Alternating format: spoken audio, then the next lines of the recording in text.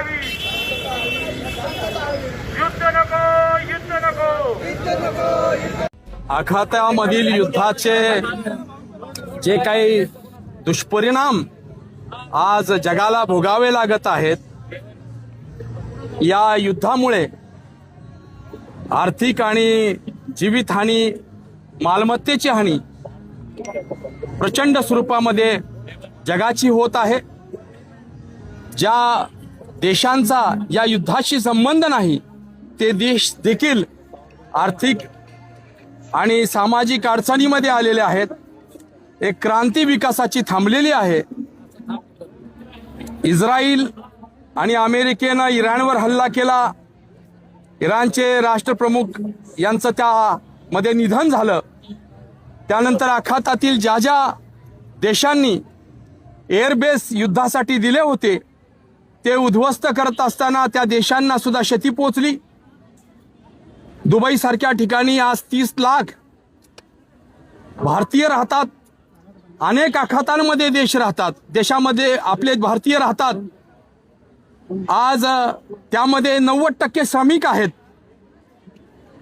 अनेकांचे प्राण त्या ठिकाणी जात आहेत. मी भारत देशाच्या पंतप्रधानांचं आणि सरकारचं कौतुक करतो. त्यांनी जी आज संपूर्ण जागतिक रणनीती आखली त्यामुळं आज देश हा सुखरूप राहिला. सगळ्यात महत्त्वाचं मी कौतुक करेन नरेंद्र मोदी साहेबांचं. ते इस्रायलला गेले, शांततेचा संदेश घेऊन गेले. ते पाकिस्तानला यापूर्वी गेले, ते इराणलाही गेले यापूर्वी, ते अमेरिकेलाही गेले. त्यांनी सर्वांना सांगितलं शांतता नांदावी, थोडा विचाराने आणि चर्चेनं प्रश्न सोडवावेत. परंतु टोकाला गेलेला जे वाद होते ते चिघळले.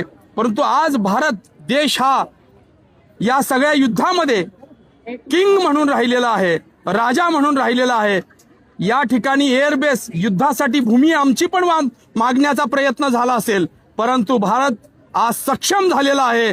जगामध्ये सर्वत्र हाहाकार उडताना आपण तटस्थ भूमिका न घेता शांततेच्या भूमिकेत राहिलो आणि कुठेही भारताला या युद्धाची झळ पोचून दिली नाही. म्हणून केंद्र सरकारच्या आणि राज्य सरकारचं, देशाच्या पंतप्रधानाचं मी आभार मानतो. आणि महत्वाचा विषय असा आहे, युद्ध चालू असताना देखील इराणमध्ये अडकलेल्या भारतीयांना जाण्यासाठी 2 तास युद्ध थांबवलं आणि तिथून विमानं भारतीयांना सुखरूप घेऊन आली.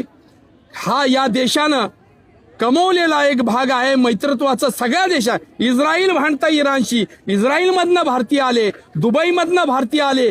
70% मुस्लिम बांधव होते. इथं आल्यानंतर त्यांनी टाहो फोडला होता की मोदीजी हमें यहाँ से लेके चलो.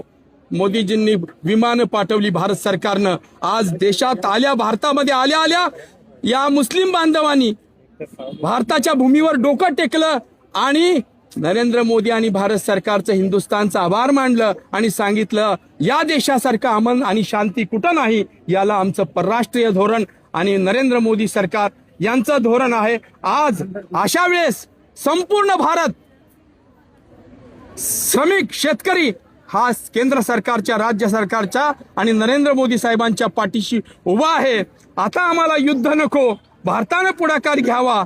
आणि आज आम्ही सर्वांना आजचा जो ठराव झालेला आहे युद्ध बंद करा म्हणून, आणि देशाच्या पंतप्रधानाच्या अभिनंदनाचा ठराव, आम्ही देशाच्या पंतप्रधानांना दोन्ही ठराव पाठवणार आहोत.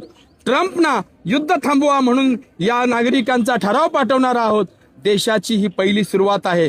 सर्व जगामध्ये पहिली सुरुवात पिंपरी चिंचवड शहरामध्ये होत आहे. ती म्हणजे शांतता हवी आणि त्याची रॅली आणि पंतप्रधान नरेंद्र मोदी आणि केंद्र सरकार यांचा आभार मानणारं ही पहिली रॅली, शांततेची रॅली आणि अभिनंदनाचा ठराव हा पहिला होत आहे. इथून सुरुवात झालेली आहे.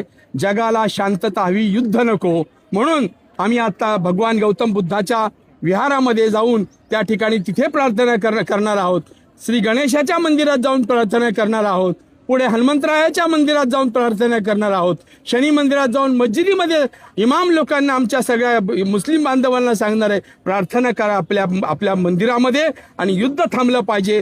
जी अबालवृद्धांची हत्या चालू आहे, प्रचंड मोठ्या इमारती कोसळत आहेत, बॉम्ब वर्षाव चालू आहेत, हे थांबावं. अन्यथा संपूर्ण देश नव्हे तर जग या युद्धामध्ये होरपळून जाईल, त्यासाठी आत्ताच ही आम्ही शांतता या रॅलीची सुरुवात केलेली आहे. मला खात्री आहे अशीच रॅली सगळ्या जगामध्ये निघेल आणि क्रांतीची सुरुवात पिंपरी चिंचवड शहरातून झाली याचा मला अभिमान वाटेल. धन्यवाद.